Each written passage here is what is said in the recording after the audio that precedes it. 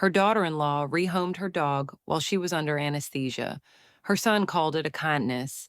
Margaret came home to an empty leash and a cold dinner. She said nothing, just walked to the safe, pulled out the deed, and made new rules.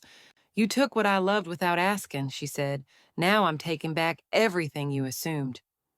And before the week was over, they were packing boxes they never paid to unpack. All right, before we dive into this crazy story, do me a favor. Subscribe and tell us where you're watching from. He always barked when I came home. This time, nothing. The key turned slower than it should have. Margaret's hand was still stiff from the IV lines, her knuckles swollen from days of inactivity. She braced her cane against the porch rail, breathed deep, and pushed open the door. No bark, no scratching paws, no tail thumping against the hardwood. No flash of tawny fur rounding the corner like he always did. Ears perked, head tilted, ready to welcome her back with something close to joy. Just silence. Margaret stood in the doorway a moment longer, her free hand tightening around the strap of her hospital bag.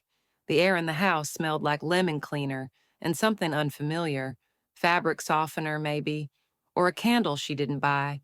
Still, no bark. She stepped forward slowly, carefully, and shut the door behind her. Her eyes moved toward the base of the stairs, Scout's usual post, empty. She scanned the living room, no dog bed, no half-chewed rope toy in the corner, no silver bowl near the kitchen entrance. Her breath caught almost involuntarily. Then came footsteps. Quick, sharp, deliberate. "Amanda, hi," her daughter-in-law said flatly. "Welcome back." Margaret forced a smile. "Thank you, I didn't expect—" "Chris is at work. I left some soup in the fridge." Margaret nodded. Her throat was dry. "And Scout?" Amanda didn't blink. "Oh, right."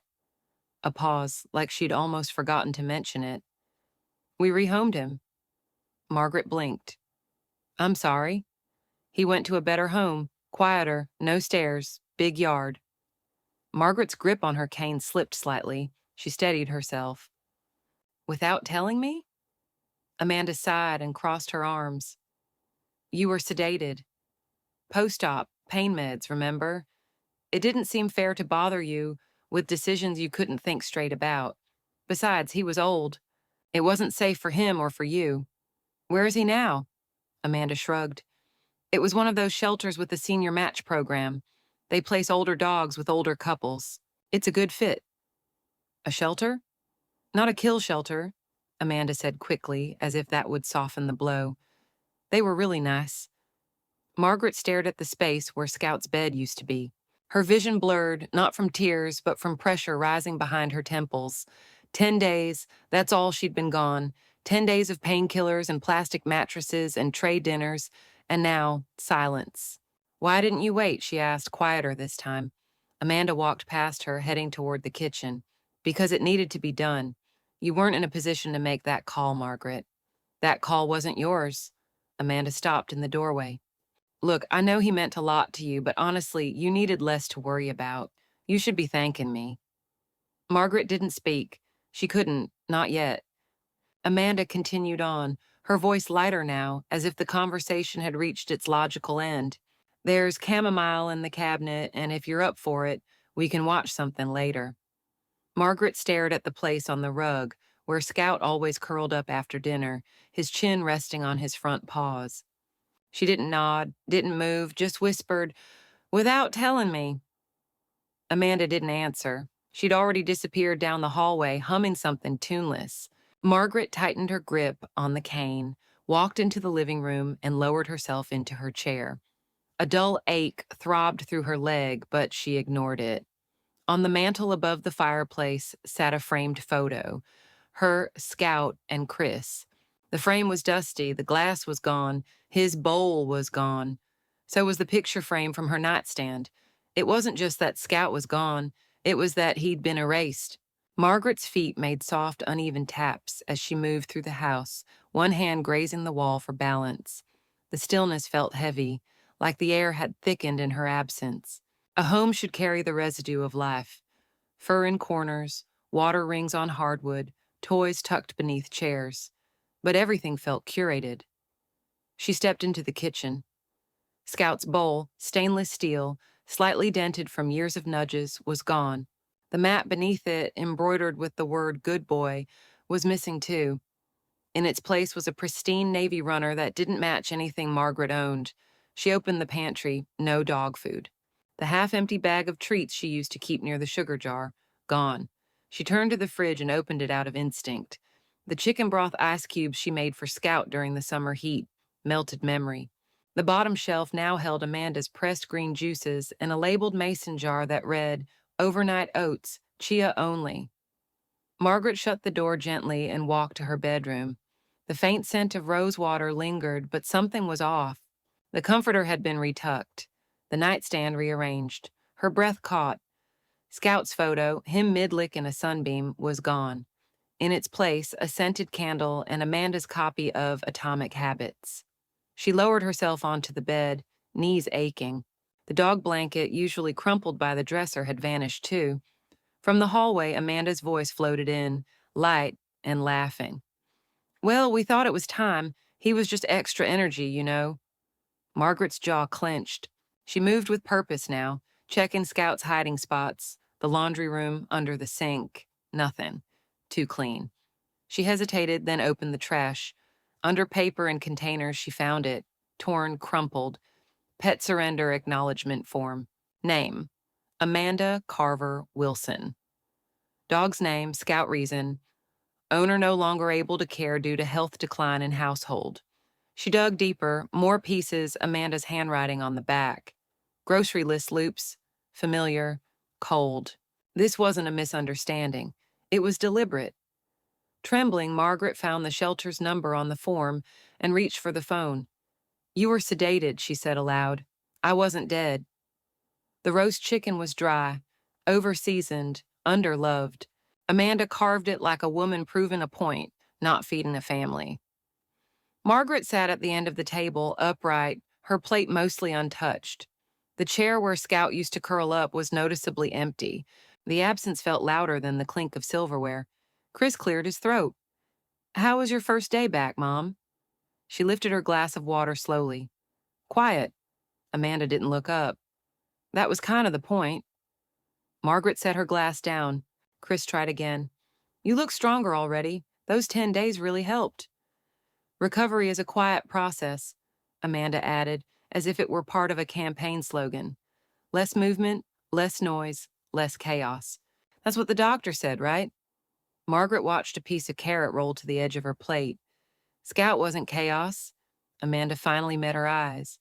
He was a 90-pound senior dog with arthritis and separation anxiety. "He was mine." "You were sedated," Amanda said plainly. "You don't remember how you were the first few days. You couldn't sit up without help. What were we supposed to do? Just let him bark and pace and knock things over while you were struggling to breathe?" "I wasn't dead," Margaret said, her voice so calm it cut through the table like a wire. "You didn't even wait." Chris shifted in his seat, eyes darting between them. "Amanda was trying to help, Mom. We were worried. And it's not like you don't still have us." Margaret's fork paused in midair. "You don't think I notice how this house has changed? The furniture rearranged, the kitchen reorganized, my bedroom redecorated while I was gone." "You needed help," Amanda said again, more softly this time. "No," Margaret said. "You needed control." The words hung in the air longer than expected. Chris rubbed the back of his neck. Amanda stood up and began collecting plates. "I'm sorry you feel blindsided," Amanda said, her back to Margaret, "but sometimes choices have to be made. You're not well. You needed rest, not responsibility. It wasn't personal. We thought it was best." Margaret looked at her son. "And you agreed?" Chris hesitated. "I didn't know the details until after it was done, but it did seem like a good idea. Less for you to worry about." "I have managed this house for 35 years, she said, pushing back her chair. "I handled a full-time job, a dying husband, and raising you while keeping this roof from caving in. Scout never once made that harder." Amanda turned, arms crossed. "You're making this into a war. It was just a dog." Margaret tilted her head slowly, like someone studying a map for the last time before redrawing the borders. "No, he wasn't just anything." She stood, her knees aching but steady. "Would you like dessert?" Amanda asked, as if that might fix the air between them. Margaret didn't answer. She moved past the table, past the hallway portraits, past the place where Scout once kept guard during storms. She entered her room and closed the door. Then she crossed to the tall wardrobe at the back wall. She opened the doors, revealing a false back panel, and pushed it inward. Behind it, an old fireproof safe. Heavy, dull gray, silent. She knelt slowly, the floor cold through her socks. Her fingers found the combination dial like an old habit. 381422. The lock clicked open. Inside, a worn manila envelope sealed in red tape, marked in her late husband's handwriting, deed 116 Cypress Lane, owner Margaret Louise Bennett Wilson. She pulled the envelope out, brushed off the dust, and whispered, "Let's see who makes the decisions now. He slept beside me for 11 years. She gave him away in 2 days. Scout came into Margaret's life at a time when the silence of grief had become unbearable. She still remembered the day clearly, 11 years ago, 3 weeks after the funeral. She'd gone to the shelter for no reason other than to be somewhere that didn't smell like flowers, Wilton in vases, or casseroles dropped off by a whisper in neighbors. He'd been in the last kennel on the right, a gangly mutt with sad eyes and mismatched ears. Not a bark or a whine, just a slow, patient gaze as if he understood her before she ever spoke.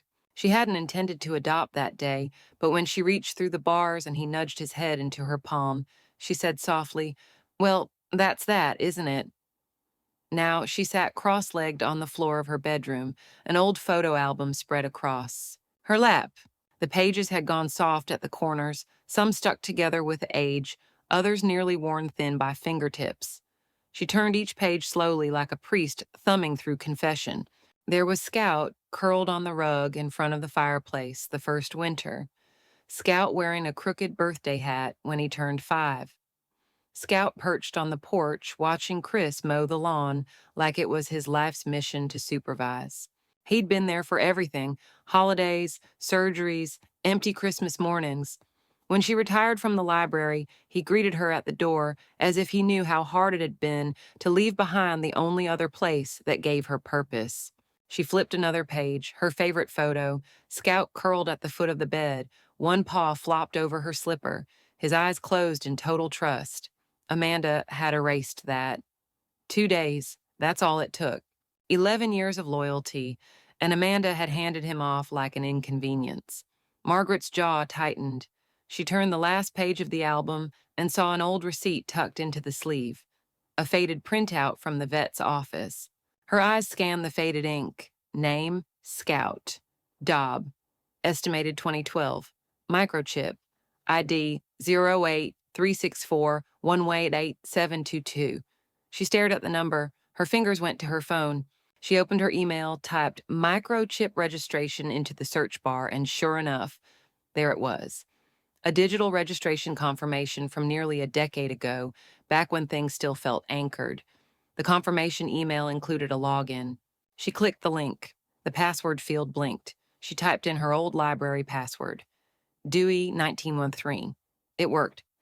Scout's profile appeared, a headshot from his 3rd year, tongue out, ears slightly flopped. Margaret exhaled like she'd been holding her breath for a week. Then her eyes dropped to the fields below. Owner, Margaret Louise Bennett Wilson. Alternate contact, none listed. Status, active, no transfer initiated. He was still listed as hers. Still hers. Amanda hadn't transferred the microchip. She'd surrendered him to a shelter. But legally, Scout was still registered in Margaret's name. She felt something loosen in her chest. Not joy, not yet, but a shift, like possibility. From the hallway, she heard Amanda's voice again, laughing on a call, careless and bright. Margaret closed the album but kept the microchip number open on her phone. She copied it, then opened a new note titled SCOUTLEGAL. TRAIL. She stared at the microchip number again, then clicked Update Contact Info. She entered a new phone number, then she clicked Add Co-Owner and typed her own name again. She forgot he was legally mine. So is this house. The hold music was cheerful, too cheerful, flutes, light drums, something trying to pretend everything was fine. Margaret pressed the phone tighter to her ear as the automated voice looped again. Thank you for your patience. A representative will be with you shortly. She sat at the dining table, her back straight, Scout's microchip number scrawled on a notepad in front of her, along with the shelter's name, pulled from the shredded form in the trash. Whisper Grove. Senior Pet Haven. The irony stung. Whisper Grove Haven. The phone clicked and a warm, chipper voice came on. Hi there, thanks for holding. This is Tasha at Whisper Grove. How can I help you today? Margaret's voice was firm, controlled. Yes, I believe my pet was surrendered to your facility last week. His name is Scout. Microchip ID 008-364-18722. Okay. Tasha paused as keys clicked on the other end. All right, Scout. Yes, I do see that record. He's a large mixed breed. Senior, right? Tan coat with a white snout. That's him. I'm seeing here he was surrendered by an Amanda Carver Wilson. Is that you? Margaret's jaw tightened. No, Amanda is my daughter-in-law. Scout is microchipped in my name and was taken from my home while I was hospitalized, without my consent. There was a pause. Tasha's voice softened. I'm very sorry to hear that. Is he still at the shelter? Actually, no. He was adopted just 3 days ago by a local couple, empty nesters, very kind people. Margaret's heart dropped, then steadied. Do you have their information? I can't release that without permission, I'm afraid. But if you'd like, I can give them your contact details and a message. They may choose to reach out. Margaret breathed in through her nose. Please do. Of course, I'll note here that there's a potential dispute with the surrender. We take those seriously, especially with a microchip in someone else's name.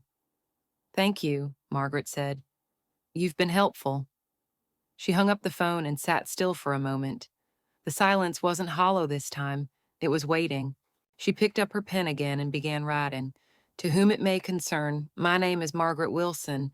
I'm reaching out regarding a dog you recently adopted named Scout.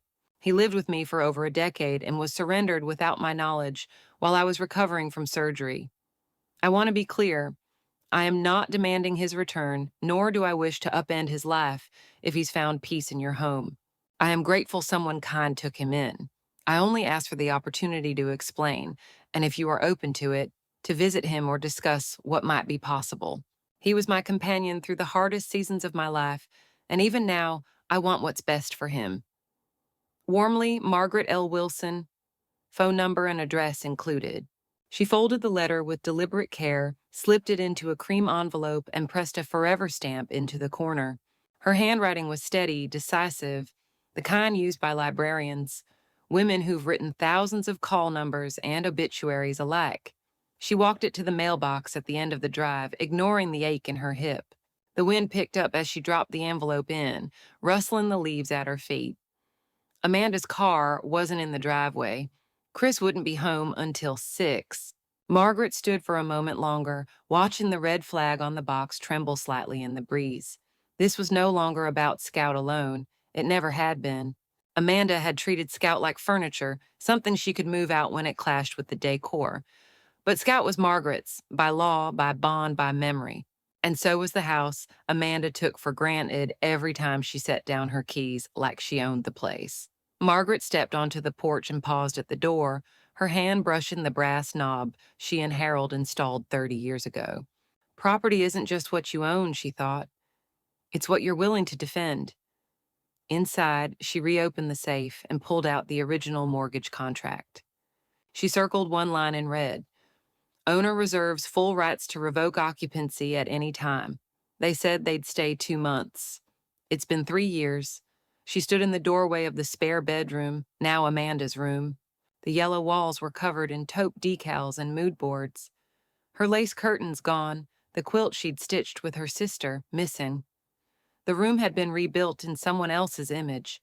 It started as sympathy. Chris was jobless, Amanda grieving. 2 months max, they'd said, folding laundry on her couch. Now it was Amanda's closet, Amanda's diffuser, Amanda's envelope labeled Vision Board, Year 3. Margaret's jaw tightened. Her lived-in home now smelled of citrus cleaner and entitlement. In the kitchen, she opened drawers and cabinets. None were hers anymore. Behind Chris's mail, she found a copy of her 401k Amanda had once asked to see just out of curiosity. Margaret pulled out her laptop. Her retirement account still listed Chris as co-signer. She hadn't noticed. She'd trusted him. That was the mistake. She removed him. User access level primary solo. Then she opened a new high-security savings account, moved $87,000, and set a custom security question. Where did Scout first sleep? Answer. Beside my feet. Click. Confirm. The funds vanished from their shared account and reappeared in hers. Piece digitized. Outside, tires crunched gravel. A delivery truck. The driver dropped 2 boxes and left. Amanda's name on both. Margaret brought them inside. One label caught her eye. Paid via Wilson Retirement Debit, last for 8018-1. Her old account, she opened the transaction history. Dozens of charges, boutique skincare, meal kits, vitamin subscriptions. Amanda hadn't just made herself at home, she'd helped herself. Margaret stood, walked to the hallway closet, and pulled out an old roll of red painter's tape. She ripped a strip and slapped it across both boxes in one clean motion. In big block letters, she wrote, "Not yours." Then she reached for her phone, opened a new note, and titled it, "List Begin Here." She left soup on the counter, not kindness. The soup was lukewarm when Margaret found it. A plastic container sat on the kitchen counter, condensation still clinging to the inside of the lid. Next to it, a sticky note. "Made you lunch. Rest up. Amanda." The heart wasn't convincing, neither was the soup. Margaret peeled back the lid. The steam was minimal. Chicken and rice, store-bought, thin, heavily salted. She dipped a spoon in, lifted it to her lips, and tasted preservatives. The flavor clung to the back of her throat like film. She dumped it in the sink. From the living room, she could hear Amanda's voice on a video call, something about wellness hacks and gut resets. Margaret stared at the drain as the remnants of the soup spiraled down, like something pretending to be care. This was Amanda's new routine: perform kindness with the convenience of a microwave, announce it loudly enough to avoid scrutiny, make it look like affection. But it wasn't about nurturing, it was about narrative. The caretaker, daughter-in-law, the supportive wife, the woman who held the house together while Margaret recovered. Except Margaret hadn't asked for meals. She hadn't asked for anyone to touch her fridge or her pantry, and every day Amanda still did, always saying, "Don't worry, I've got it," with a smile too polished to be casual. The pantry now contained shelf after shelf of almond flour, gluten-free pasta, and chia seeds. Margaret didn't eat any of it, never had. Amanda filled the house with food for her own lifestyle, then left Margaret a spoonful of obligation. Later that evening, when Amanda left for her yoga class, "You don't mind if I take an hour for myself, right?" Margaret walked to the kitchen drawer where receipts were usually tucked. She opened it, jam-packed. She pulled them out in a bundle, unfolded each one carefully at the dining table, like she was conducting an audit. The paper smelled of printer ink and coffee oils. Her reading glasses slid down her nose as she scanned item after item: spirulina powder, 19,999, bone broth concentrate, lemon ginger, $13.50, bison jerky sampler, pack, $24, detox smoothie kit, $45. Margaret blinked. She flipped to the next one. Not a single can of tuna, no oatmeal, not even basic tea. She turned to the receipts from last month. Same pattern. Amanda was shopping for herself, for her version of a household. Margaret reached for the yellow legal pad she kept on the corner of the table and began to write, "Receipts. Items I can't eat. Almond milk, unsweetened vanilla, cauliflower pizza crust, kombucha, passion fruit, eggplant jerky, fermented beet. Slaw!" The pen pressed harder with each entry. Then she paused on the most recent receipt. Near the bottom, rotisserie chicken, garlic herb, for Scout. Date, 2 days after Margaret's surgery. She remembered that brand. Scout loved it. Margaret stared at the timestamp. Amanda had bought the chicken and surrendered Scout on the same day. Her stomach twisted. This wasn't about meals. It was about covering tracks. Amanda was feeding guilt in small, pre-portioned servings. Margaret stood, her joints stiff from sitting too long. She grabbed her phone, took photos of every receipt, and saved them in a new album titled Caretaker Audit. She tossed the paper copies in a bag and placed it under the sink with the cleaning supplies. Amanda wouldn't look there. Then from the hallway, she heard the door open. Amanda breezed in with her gym bag and a glowing smile. "Did you try the soup?" Margaret looked at her, expression unreadable. "I did." Amanda's eyes lit up. "See? I told you, warm food helps the body heal." Margaret nodded once. "So does honesty." Amanda paused. "What's that supposed to mean?" Margaret turned slowly, deliberately. "It means you're good at heating things up, Amanda. But warmth and care are not the same." Amanda gave a short laugh. "You're reading too much into everything." "Am I?" Margaret asked, then walked past her. Later that night, Margaret added one more entry to her notes. Remove kitchen access from grocery card. Then she opened a separate note and titled it, Exit Plan. "I found the final charge. They didn't even pay it. It was buried in a stack of mail beneath a Pottery Barn catalog and a flyer for lawn services she didn't request. The envelope was thin, the kind with an address window, the kind that never brings good news. Margaret hadn't seen it until she went searching for her property tax receipt. She unfolded the pile slowly at the dining table, sorting through thick envelopes and hollow advertisements until the logo caught her eye. Pine Ridge Veterinary Center. Date of service April 8th. Patient Scout. Balance. Due 163.22. Margaret froze. April 8th. 3 days after she went in for surgery. 3 days when she lay in a hospital bed with wires taped to her chest and bruises blooming on her arms from failed IV lines. Her hand trembled as she unfolded the bill completely. Procedure, medical evaluation, senior canine. Status, owner, surrender.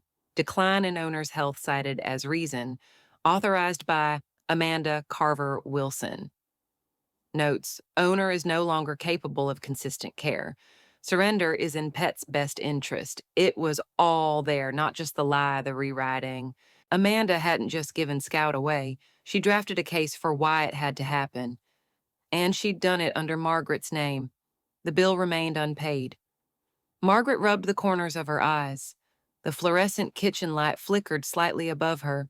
The quiet hum of the refrigerator now sounded like static. Scout's last recorded vet visit had been framed like a mercy, but it wasn't mercy, it was a razor. She moved to the drawer by the fridge where they kept pens, receipts, and old birthday cards. At the bottom, beneath expired coupons and a user manual for the blender Amanda never cleaned, she found what she was looking for, her old black checkbook. She hadn't used it in years. Everything was digital now. But some things required ink, required intention. She flipped to the last used page, tore out a new check, and filled it out. Pay to the order of Pine Ridge Veterinary Center. Memo, final payment, Scout. She slipped the bill and the check into a clean envelope and sealed it with a hard press of her thumb. Then she opened her phone's camera and snapped a photo of the statement. The image showed Scout's name, the date, and Amanda's signature as authorized party. She opened her email to herself. Subject, household breach. Attachment, vet, bill 4.8 JPG. She clicked send. Then she opened her notes app and added a new bullet point under documented violations. April 8th, unauthorized vet visit. Billed to me, falsely claimed medical incapacity, no consent. She pushed the phone away and stood. In the hallway, the door to the spare room creaked. Amanda's voice followed, light and careless. "I'm putting on tea. Want some?" Margaret answered without turning. "No." "You sure?" "Ginger turmeric helps with inflammation." "I'm not inflamed," Margaret said. "Just aware." Amanda didn't reply. Footsteps moved back toward the kitchen. Margaret stood still, listening to the kettle begin to heat, the familiar whistle beginning its slow rise like a siren in the distance. She returned to her room and pulled open her closet door. On the top shelf, behind a box of holiday decorations, sat a small fireproof case. She opened it and placed the vet bill copy inside, alongside the house deed, mortgage clause, and the printed receipts. One more log on the fire. Quiet, controlled, but building.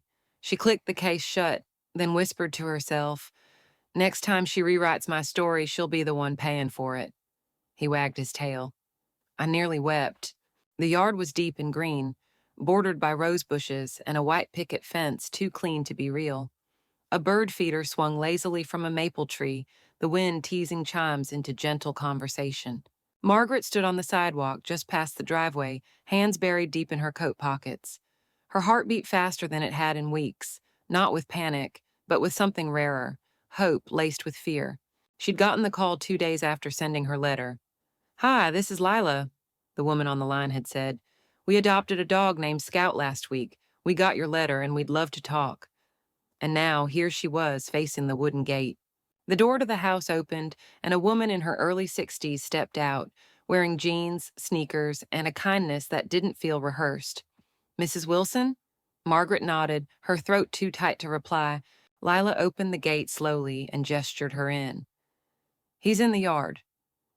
Margaret stepped through. She wasn't sure what to expect. Indifference, confusion, maybe a tail wag, and nothing more.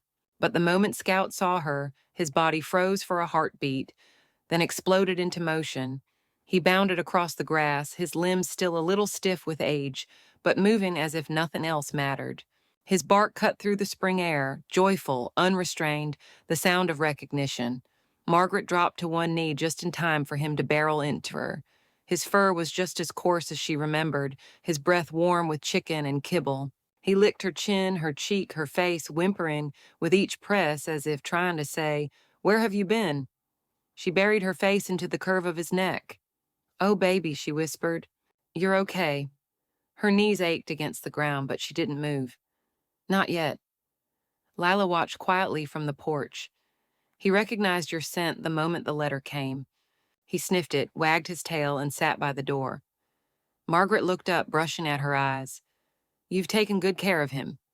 "We try. He's part of the family now." "We didn't know how he came to us, not really." "You do now," Margaret said, her voice still low. "Amanda didn't tell me she gave him up. She didn't tell anyone. I came home from surgery and he was just gone." Lila stepped closer. "I can't imagine." Margaret stood slowly, Scout sitting faithfully at her side. "I'm not here to uproot him. If he's happy, he should stay. But I needed to see for myself." "We'd like to propose something," Lila said, glancing back toward the house. "My husband and I talked after your letter. If it's something you're open to, we'd like to make you his co-owner. That way, if anything ever changes, if something happens to us, he goes straight back to you. No shelter, no guessing." Margaret blinked, stunned by the generosity. "You'd really do that?" "He's bonded to you. We're just borrowing the joy." Inside, Lila retrieved a single-page guardianship form, already filled with Scout's microchip number and Lila's contact info. A blank line waited at the bottom. Margaret read every word carefully, then signed, "Margaret L. Wilson, co-owner." Scout sat at her feet as she did, head pressed to her shin. Lila handed her a copy. "We'll keep you updated. You can visit whenever you like." "I'd like that," Margaret said. She didn't say how much. As she turned to leave, Scout followed her to the gate. "Go on," she whispered. "This is your yard now." He didn't bark, just looked up at her, tail swishing like a pendulum of promise. Back in her car, Margaret folded the guardianship form into her purse. Before starting the engine, she opened her phone and added a final note to her household breach folder. "Scout is safe, now secure the rest." She never asked to live here, so I didn't ask before listing it. The knock on the lawyer's office door was subtle, as if even Margaret didn't want to disturb the quiet she was about to legally upend. Elaine Harrow was efficient, measured, and too intelligent to ask questions she already knew the answers to. She greeted Margaret with a nod and pushed a stack of clean white papers across the desk. "I reviewed everything you emailed," Elaine said, her glasses glinting slightly in the afternoon light. "The financial transactions, the vet bill, the grocery misuse, and the household occupancy history." She tapped the stack. "Here's your lease." Margaret ran her hand over the paper, crisp, precise, a single sheet that put a price tag on what Amanda had taken for granted for 3 years. Monthly rent, set to match current market value. "It's generous," Elaine said, reviewing the lease. "Full access, fair rate, and the clause lets them vacate instead of signing. And if they refuse both, Margaret asked. Elaine slid over another envelope. Then you serve this. Margaret unfolded the document. Notice of termination of gratuitous occupancy, effective immediately. This isn't petty, Elaine added gently. It's protection. Margaret nodded. She never asked to live here. I didn't ask before listing it. Elaine paused. You listed it. Quietly, private platform, short-term rentals only. First available date, 30 days from today. Elaine exhaled. You're more prepared than most. I'm a librarian, Margaret said. Preparation was my job. She placed the lease and notice into a folder labeled Domestic Administrative Actions Private. That evening, with mint tea in hand, she carried the folder to her room. Amanda's voice echoed from the kitchen, something about meal prep and salmon prices. Margaret didn't stop. She locked her bedroom door, opened her laptop, and updated the listing. Title, Charming Private Guest Room. Rent, $1,250 month available, May 15th. Status, pending. She clicked Save Changes, then printed 2 copies of the lease. One went in Amanda's mail cubby, the other on the kitchen counter, beneath a post-it, please read, questions welcome, deadline included. No confrontation, just clarity. In the morning, she'd deliver the notice to Elaine. Amanda and Chris had 30 days, become tenants, or become memories. Margaret circled a date in her planner and wrote, New guest arrives. She said, I thought we were family. I said, so was Scout. Margaret set the table like she always did, carefully, quietly, deliberately.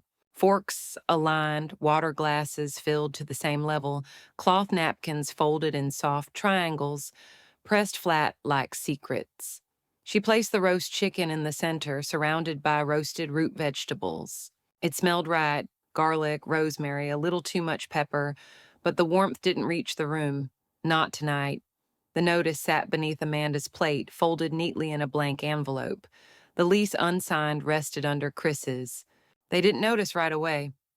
Amanda breezed in first, wearing yoga pants and a new mauve sweatshirt that Margaret didn't recognize. Her hair was damp from a shower, and her voice had the same performative brightness it always did when she wanted to sound generous. You made dinner? She said, surprised but not grateful. That's so sweet of you, Margaret. Chris followed, phone in hand, thumb still scrolling as he took his seat. Smells good. Margaret poured her own glass of water, then sat. No one spoke for the first few bites. The chicken was tender, the vegetables were soft, but the silence around the table was harder than bone. Amanda reached for the salt. So did you see the note I left about the juicer? It's leaking again. I was going to look into a new one. I saw it, Margaret said, but I didn't read it. Amanda blinked. Oh, okay. Chris shifted in his seat. Everything all right, Mom? Margaret cut a piece of potato. It's fine. I just figured I'd wait to see your reactions first. Reactions to what? Amanda asked. Margaret gestured to the envelopes. Go ahead. They exchanged glances. Amanda opened hers first. Her smile thinned as her eyes flicked down the page. Chris unfolded his next. Is this a lease? He asked slowly. Yes, Margaret said. And also a notice. You can either sign the lease or vacate the property in 30 days. Amanda laughed, but it was hollow. You're joking. I'm not. You can't just kick us out, Chris said. I'm not kicking you out, Margaret replied. I'm asking you to become accountable. If you want to live here, you'll pay for it. If not, I'll make space for someone who will. Amanda's face flushed. We're family. Margaret's voice was calm, but her words were glass. So was Scout. The silence that followed wasn't quiet. It was suffocating. Chris looked from one woman to the other, lost. Can't we just talk about this? Like we are talking, Margaret said. This is the most honest conversation we've had in 3 years. Amanda slammed her napkin down. I gave up so much to take care of you. You bought vitamins with my money and called it love. Chris raised his hands. All right, enough. This is all getting out of hand. Margaret's eyes locked on his. You said 2 months, Chris. That was 9 to 81 days ago. Amanda stood. I did what was best. Margaret stood too, but didn't raise her voice. So did I. Amanda grabbed her plate, left the food untouched, and stormed down the hallway. A door slammed. Chris lingered, unsure, uncomfortable. You really think this is how Dad would have wanted things handled? Margaret didn't flinch. He'd have wanted Scout here when I came home from surgery. Chris had no reply. Margaret sat again, alone now on one side of the table. The steam from the chicken had cooled. The herbs smelled sharper in the cold. He stood to follow Amanda, but paused at the doorway. Where are we supposed to go? He asked. Margaret didn't answer. A moment later, the front door creaked open. Amanda stepped out in a flurry, keys jangling, coat half on. Margaret followed. When Amanda turned to re-enter, Margaret met her gaze, then slowly, without malice, closed the door and locked it. They made space in my home. I reclaimed it. The front door creaked open at 8:42 a.m., and for once Margaret wasn't there to greet it. Instead, a crew of 3 stepped inside, lugging buckets, gloves, drop cloths, and a roll of masking tape the size of a saucer. A cheerful woman with a clipboard glanced around the entryway, then smiled. Good morning, Ms. Wilson. You ready for the reset? Margaret closed her planner. I've been ready for 3 years. The cleaning team started upstairs while she stood by the dining room window, watching the driveway remain stubbornly empty. Amanda and Chris were gone, half gone anyway. Their voices had quieted days ago, retreating into thin, passive comments and sharp silences after the lease confrontation. They didn't bring it up again, but Margaret didn't need their words. She had her calendar, May 15th, move-out day. Now, with 1 week left, she'd hired the best-reviewed cleaning crew in town and scheduled the painters for the following Thursday. A neutral, warm white, she decided, light but confident, something that wouldn't apologize for the walls it covered. Down the hall, the spare bedroom door creaked open. She followed the sound, leaning slightly on her cane as she stepped into what used to be her guest space. Amanda's touches were still here, vision boards with curling edges, a wired jewelry rack with tangled necklaces, a yoga mat rolled into the corner like a silent witness. Margaret took it all in with a practiced eye, not as a grieving host, but as a woman ready to reclaim square footage. She opened the closet, half empty. A suitcase sat waiting, lid unzipped, like even Amanda knew the exit was overdue. By noon, the cleaning crew had stripped the beds, vacuumed beneath the dresser, and removed a ring of mold from under the bathroom sink that Margaret hadn't known was there. This room's got good bones, the lead cleaner said as she wiped down the windows. Feels like it's meant to turn over, Margaret smiled. It is. She'd already updated the listing. Available May 18th, private entrance, quiet home, respect required. A polite, subtle warning, freeloaders need not apply. She spent the afternoon at her desk, writing a welcome note for the new guest, someone named Dana, a traveling oncology nurse on a short-term assignment. Dana had messaged promptly, politely, and signed her name with warmth. Already she felt more like a tenant than Amanda ever had. As the sun dipped low, casting long gold shadows across the kitchen tiles, Margaret made herself a single cup of tea. She opened her laptop one last time and double-checked the renter agreement, security deposit confirmed, keys ready in a lockbox. She stood, stretched her shoulders, and walked to the spare room one more time. Amanda had taken most of her things out that morning.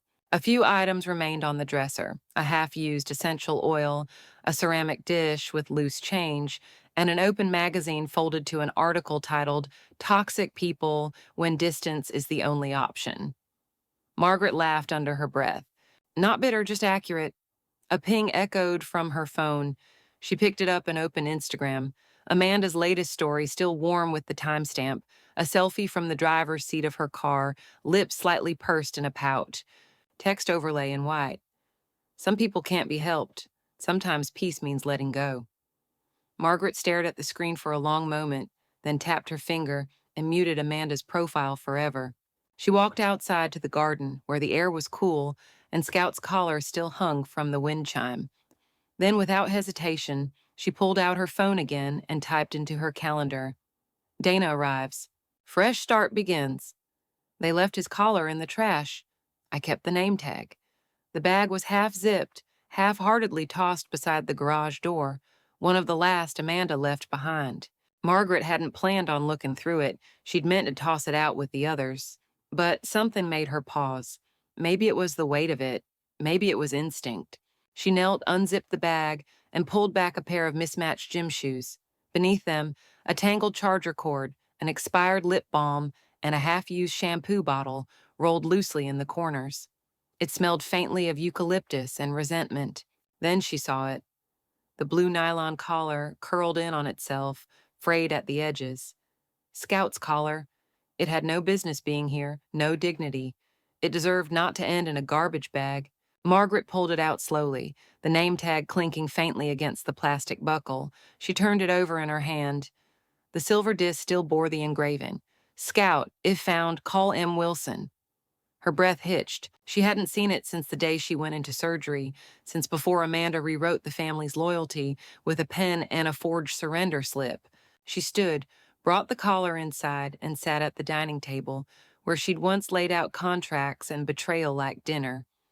Now there was only sunlight through the kitchen window and the soft, distant sound of a sparrow at the feeder. She pulled out her keys and examined the ring, house key, mailbox key, and one silver charm her late husband had given her on their 20th anniversary.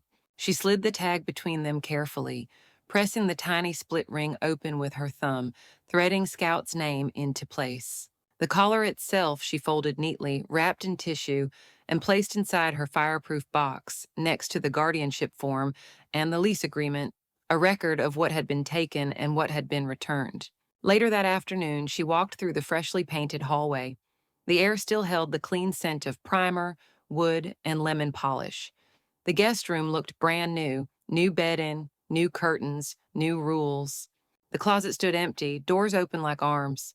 On the nightstand, a vase of marigolds, bright, simple, bold. Her phone buzzed. Dana just parked. Is now still okay? Margaret smiled. Margaret, front door's open. Come on in. She walked to the foyer and picked up the envelope labeled Welcome. Inside, the house key, Wi-Fi password, emergency contacts, and a handwritten note that ended with P.S. No pets allowed, but one dog's spirit might greet you anyway. Don't be alarmed if the wind chimes ring harder than they should. A knock sounded, gentle, 2 taps, and a pause. Margaret opened the door. Dana stood there, shoulder-length braids, a duffel bag in one hand, and an energy that was equal parts peace and purpose. Hi, she said. I hope I'm not too early. Right on time, Margaret replied, stepping aside as Dana entered. Her eyes roamed the space with practiced curiosity. It smells like someone cares in here. Margaret chuckled. That's intentional. She handed Dana the envelope. Their hands touched for a moment, warm, steady. If you need anything, I'm down the hall. If you need nothing, that's fine too. Dana smiled, tucking the envelope under her arm. I'm usually quiet. I read, I rest, I cook. Occasionally cry over dog videos. You'll fit right in. Margaret watched her head toward the guest room, a space that had held too much, and now, finally, felt like possibility. She stepped outside for a moment. The afternoon sun painted long shadows across the porch. The wind picked up slightly, nudging the chimes. Scout's name tag clinked against her keys in rhythm. Margaret closed the door behind her, leaned against it, and whispered, Let's start again, shall we? This time the guest paid and brought flowers. The lilies arrived on a Wednesday, a modest bouquet, yellow and white, wrapped in brown paper and tied with a single piece of twine. No vase, no card, just a knock at the door, and Dana's voice saying, These are for you, a thank you and a just because. Margaret stood in the doorway in her house slippers, momentarily stunned. You didn't have to do that. Dana smiled and handed them over, which is exactly why I wanted to. The flowers weren't expensive, but they were intentional, and in this house, where taking had become habit, they were proof that something had changed. Margaret placed them in her grandmother's old vase, set them on the kitchen counter, and took a step back to admire the quiet brightness they brought. A small thing, but after years of being made to feel like an accessory in her own home, small things carry weight. She walked through the hallway, sunlight streaming in through clean windows. No sounds of stomping shoes, no murmured complaints about organic groceries or expired almond milk, just birdsong outside and the scent of lemon oil in the floorboards. The guest room door was ajar. Inside, Dana had made the bed perfectly, a book of poetry on the nightstand, and her suitcase tucked neatly out of sight. She'd only been there a week, but already it felt like she fit. That afternoon, Margaret sat in the garden with Scout. The new family had brought him for his weekly visit, just as they'd promised. He bounded up the steps with a joy that made her breath catch every time. Now he lay beside her, head on her sandal, eyes closed in sun-soaked bliss. "Still your yard, huh?" she whispered, reaching down to scratch behind his ears. He responded with a low, contented groan, the sound of peace reclaimed.